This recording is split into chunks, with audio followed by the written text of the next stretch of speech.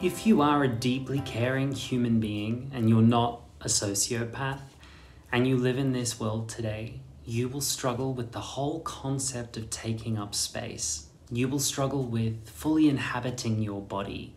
You will struggle with exploring your body.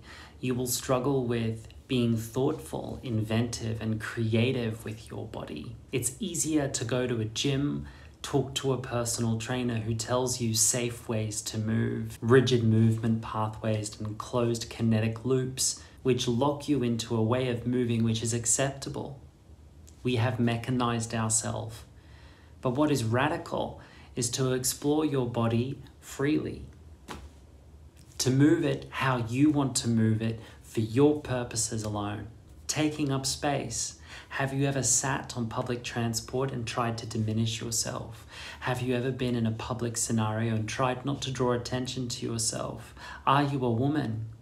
Are you a minority? Are you someone who struggles with neurodivergence? Are you a trauma survivor? If you are any of these things and more, you will struggle with taking up space. So before I can teach you any of these practical movement demonstrations, which inherently require you to be inventive, to be fully inhabited in your body, and to be brave, not only to be brave, but to be without an ego about what it looks like to other people, to be humble with your body, to explore it as the only tool we have to go through this life with. I know myself in the filming of this course that I came up against shame, embarrassment, confusion.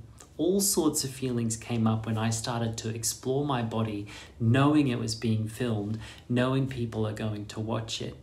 But I breathed through it. And so this little exercise, which is right at the top of the course after the most important of the theory tutorials, is something we are going to revisit periodically throughout the course to see how it feels for you, taking up space.